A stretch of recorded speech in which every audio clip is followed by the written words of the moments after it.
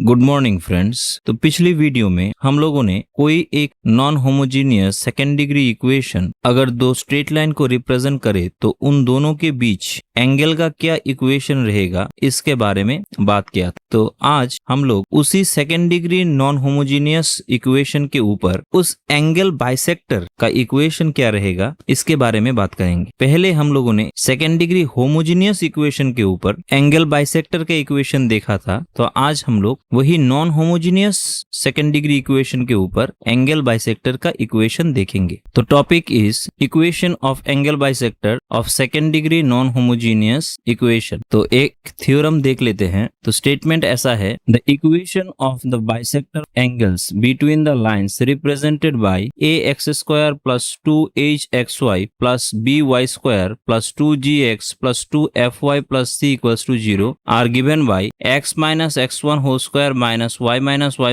Whole square by a minus b equals to x minus x1 into y minus y1 by h, where x1 y1 is the point of intersection of the line is represented by the given equation। मतलब theorem में बोला गया है ये एक second degree non homogeneous equation है जो दो straight line L1 and L2 को रिप्रेजेंट करता है। अब L1 एंड L2 ओरिजिन से ना गुजरकर कोई एक पर्टिकुलर पॉइंट x1 y1 से गुजरता है। अब इस पॉइंट में से ये दो स्ट्रेट लाइन एक एक्यूट एंगल करेगा तो दूसरा ऑब्ट्यूस एंगल करेगा, या दोनों सेम एंगल कर सकता है, जो कुछ भी हो। तो इस दोनों एंगल में से जो दो एंगल बाइसेक्टर गुजरता है उस दो एंगल बाइसेक्टर का जो इक्वेशन होगा वो ये होगा। इसको हम लोगों को प्रूफ करना है। यहाँ पर बोला भी गया है कि where x1 y1 is the point of intersection of the line is represented by the given equation। मतलब आगे होमोजीनियस इक्वेशन में इंटरसेक्टिंग पॉइंट था ओरिजिन, और यहाँ पर इंटरसेक्टिंग पॉइंट ओरिजिन के अलावा जो कोई भी एक हो सकता है। तो इसलिए हम लोगों ने कोई एक आर्बिट्ररी x1 y1 ले लिया। तो इसे कैसे प्रूफ कर सकते हैं देख लेते हैं। तो हम लोगों को यहाँ पर सिर्फ बोला गया है कि ये लाइन का मतलब L1 का जो स्लोप है वो m1 और L2 का जो स्लोप है वो हम लोग m2 ये दिया गया है, और एक पर्टिकुलर इंटरसेक्टिंग पॉइंट दिया गया है x1 y1। तो हम लोग स्लोप इंटरसेक्टिंग पॉइंट से इस दोनों स्ट्रेट लाइन का इक्वेशन लिख सकते हैं। तो पहले लिख लेते हैं L1 का इक्वेशन क्या हो जाएगा, y minus y1 equals to m1 into x minus x1, and L2 का इक्वेशन हो जाएगा y माइनस y1 सेम ही लेकिन स्लोप दूसरा है m2 into x minus x1। अब इन दोनों को मल्टीप्लाई करें तभी तो ये second degree non homogeneous equation आएगा। तो मल्टीप्लाई कर देते हैं, y minus y1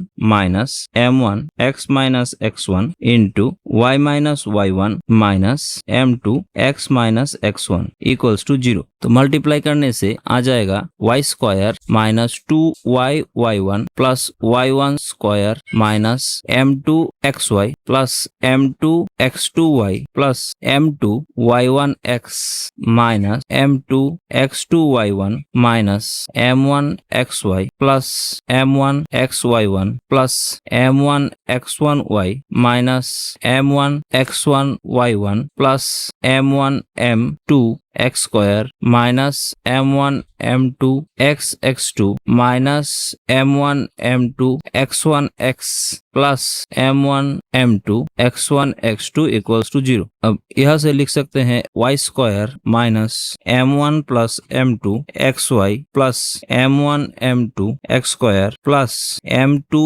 x2 minus 2y1 plus m1 x1 y plus m2 y1 minus m1 m2 x2 minus m1 m2 x1 into x plus y1 square minus m2 x2 y1 minus m1 x1 y1 plus m1 m2 x1 x2 equals to 0। अब ये जो equation आया 2 number, और इसको अगर equation 1 दे दें तो standard non homogeneous second degree equation के साथ इस इक्वेशन को कंपेयर करें तो y के साथ कोफिशिएंट है 1, यह y के साथ कोफिशिएंट है b। तो comparing we get b equals to 1। यहाँ पर minus m1 plus m2 equals to हो जाएगा 2h। तो m1 plus m2 equals to लिख सकते हैं minus 2h and m1 m2 x square का कोफिशिएंट और यहाँ पर x स्क्वायर का कोफिशिएंट a, तो m1 m2 हो जाएगा a। तो इस पॉइंट को हम लोग h के ले ले। इस पॉइंट से लाइन L2 के ऊपर जो डिस्टेंस होगा इस पॉइंट से लाइन L1 के ऊपर सेम ही डिस्टेंस होगा। एंगल बाइसेक्टर की थ्योरम से हम लोग ये जानते हैं। तो इस x एंड y की जगह पर हम लोग k और h पॉइंट को बिठा दे तो इक्वेशन ऑफ एंगल बाइसेक्टर आ जाएगा k minus y1 minus m1 into h minus x1 by root under 1 square plus minus m1 का square equals to plus minus k minus y1 minus m2 into h minus x1 by 1 square plus minus m2 इसका whole square. ये एक particular point के लिए था। अब general form के लिए, general form of angle bisector, हम लोग इस k और h की जगह पर x और y को बिठा दे सकते हैं। तो इक्वेशन आएगा y minus y1 minus m1 into x minus x1 by 1 plus m1 square equals to plus minus, similarly लिख सकते हैं y minus y1 minus m2 x minus x1 by 1 plus m2 square. तो इसे left hand side में लेके आए 1 minus y1 m1 x minus x1 by 1 plus m1 square minus y minus y1 m2 x minus x1 by 1 plus m2 square into y minus y1 minus m1 into x minus x1 by 1 plus m1 square plus y minus y1 minus m2 x minus x1 by 1 plus m2 square equals to 0। इस term को अगर a, इस term को अगर b ले ले तो a minus b into a plus b, ये फॉर्मूला हो जाता है a square minus b square का। तो इसे लिख सकते हैं y minus y1 minus m1 into x minus x1 by 1 plus m1 square and इसके ऊपर स्क्वायर हो जाएगा minus y minus y1 minus m2 into x minus x1 square by 1 plus m2 का स्क्वायर इक्वल्स टू 0। अब LCM ले लें तो हो जाएगा m1 plus m2 x minus x1 whole square minus y minus y1 whole square plus 2 into m1 m2 minus 1 x minus x1 y minus y1 equals to 0। अब m1 plus m2 का value, m1 m2 का value, इन दोनों का value हम लोगों ने देखा था m1 plus m2 equals to minus 2h and m1 m2 equals to a। तो बिठा देते हैं इक्वेशन पर 2h x minus x1 whole square y minus y1 whole square plus 2 m1 m2 a और 1 इक्वल्स टू b आया था। m1 plus m2 equals to minus 2h आएगा क्योंकि m1 प्लस m2 आया था minus 2h। x minus x1 y minus y1 equals to 0। तो यहाँ से 2h इक्वल्स टू लिख सकते हैं x minus x1 whole square y minus y1 whole square equals to minus 2a minus b x minus x1 equals to y minus y1। तो अब cross multiply कर ले तो आ जाएगा x minus x1 whole square minus y minus y1 whole square by a minus b